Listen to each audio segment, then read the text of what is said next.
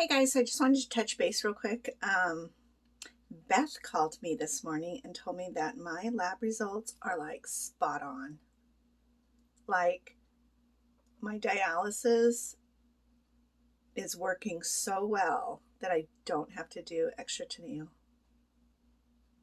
I am like so impressed with myself. I want to cry because, and I feel very proud of the hard work I've done because I literally have not ate potatoes and bread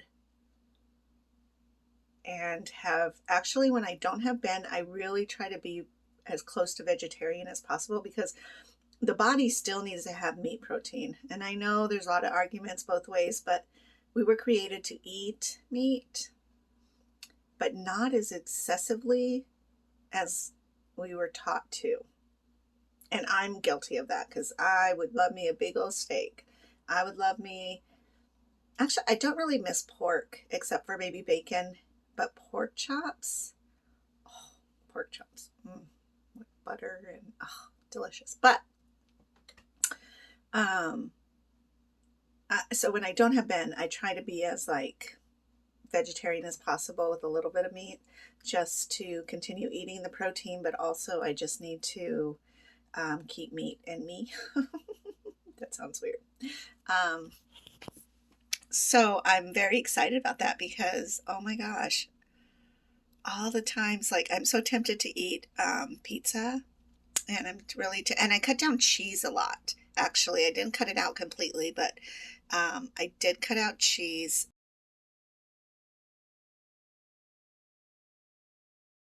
I can't wait. Tomorrow's my appointment, so I will actually have the figures and numbers to show you.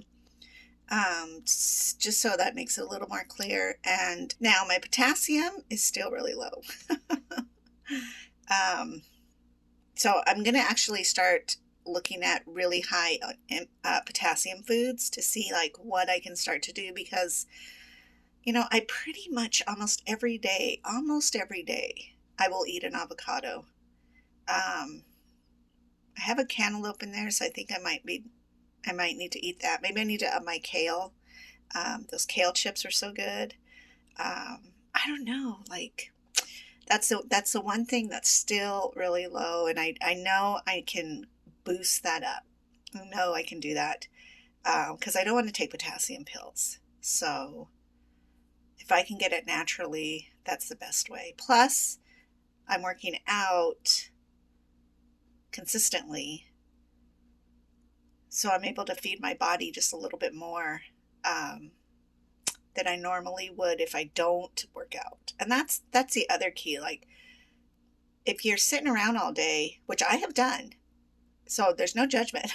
And there's days like today, usually on Wednesdays, I lay in bed all day.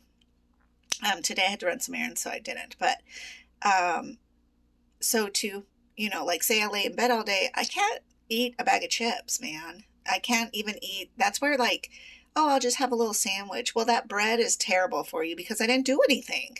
So when I'm doing RPM and I'm doing other things, if I'm feeding and rewarding my body, if you can think of that, like, how do I reward my body for what I did today?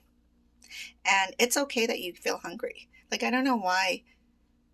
I feel it like it's really cool to feel hungry because we're growing up in a world where you're not allowed to feel hungry, but that's your body saying, I need food. I have burned what I have stored and I need replenishment. But we oftentimes, and I'm very guilty, so don't think that it's like I'm judging. It's I have also not hungry, but it's lunchtime. So I'm trying to really curve that and change that so that it's not that. And we got into the habit of um, eating really big dinners. But who's working out after dinner? Like, and there's always differences. Like, I have to watch my water intake, but if I was a roofer outside, I would have to up my water because I'm sweating it out. So, dudes who are out there or ladies who are like construction workers or who are like really hard labored jobs, need to reward their body in a different way, of course, than I do when I'm like watching the Clone Wars and Netflix and chilling. So you have to like figure out for yourself, like, how am I feeding my body? And I think that's one of the biggest lessons I've learned in educating myself. Like, I have to watch how much fluid I have, whether it's in water form or food form. Whereas anybody else who doesn't have kidney issues needs to definitely be drinking their water all the time, flushing your systems, making those kidneys just do what they're supposed to do. And fluid overload is just as terrible as dehydration, especially when your body cannot get rid of it.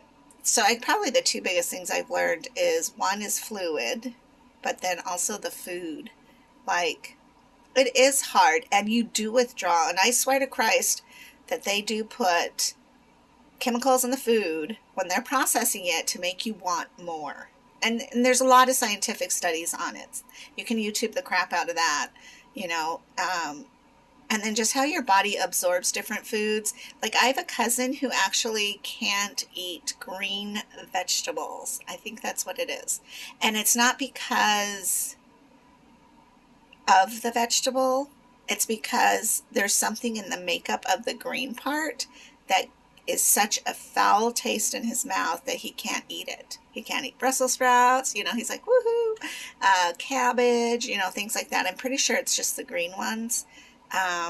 But he does like to eat the other vegetables, so he'll, compensate for that. So he's still getting the nutrition and everything. But isn't that interesting? Like, your body just does not want that for some reason. So definitely look into, especially if you feel you're healthy, then I would look into maybe curving different areas. Maybe do bread once a week. Maybe only eat homemade bread, and I don't want to be like, I'm not demonizing bread, believe me. I also am not demonizing pastas, because that's all processed unless you make it your own. Trying to become health conscious, or you're trying to lose weight, I really suggest MyFitnessPal for a lot of reasons, because that just really opens your eyes to what you're eating and how much you should be consuming. And then from that point, I think you could probably figure out your meal plan, because yours will not be the same as mine. We could be similar, but my habits could be helpful to you and your habits could be helpful to me. Like not eating a large dinner at night. Me and Ben have felt so much better, because like, he'll come home from school about 3, so basically between 3 and 4, because at 4 I have to do my exchange. We'll eat together the main meal, whatever that is. Salmon with some vegetables, fruit, and then in the evening I don't eat again, because my body just does not need it. Now, if I'm hungry, I will definitely reach for maybe a piece of cheese and some fruit, or some, bell peppers. But for him, because he's a growing kid and he's healthy, then I need to make sure he has a snack, not a full-on meal. I'm not pouring on that spaghetti at night. And it's just because our lifestyle is like that. So I understand, when I worked, that would be really difficult. That would take extra planning. I would have had to fix the meal, pack the meal, when I picked him up from school, present him the meal, and then I would, of course, not eat at night, or I would have a little snack. But, when you're working, you end up making a giant meal, big pot of spaghetti or whatever, and then you eat that and you don't burn it off because you're not doing anything, because it is hard. You guys have seen me cry.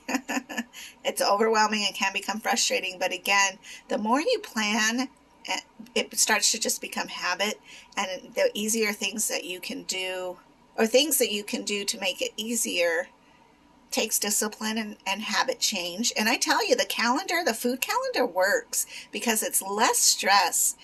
For one day, for like, I don't know, to me it's usually Saturday or Sunday when I'm making up my grocery list, to know already, like the beginning of the month, I already know always on Monday it's beef, always on Tuesdays it's fish, always on Wednesdays it's chicken, always on, like that.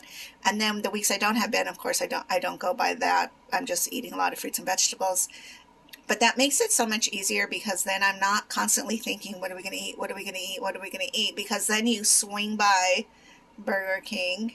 I've swung by Arby's, Jack in the Box, just because it was like, I don't want to have to think about it. Just want to go home and relax.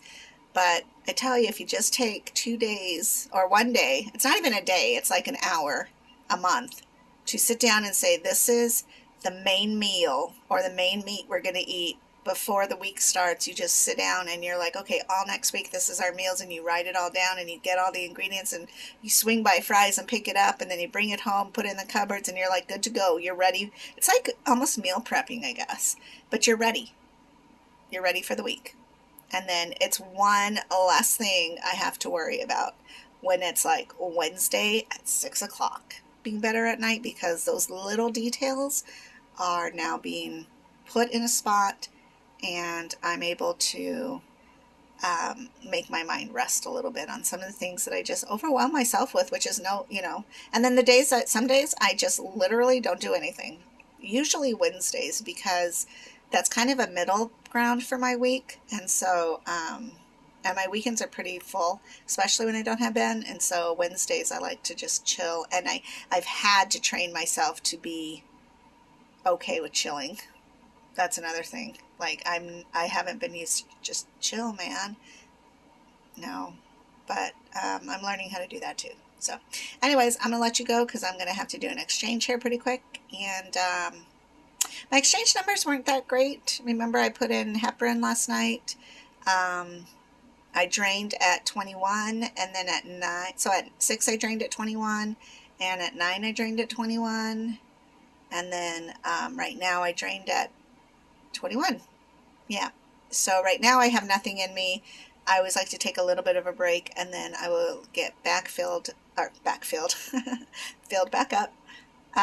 And that'll be the green bag. So it'll probably pull a little bit more for me, and then we'll see. Maybe my heparin's just kind of chilling in there, breaking stuff down. So we'll see. All right. Well, you have a good day, and talk to you later.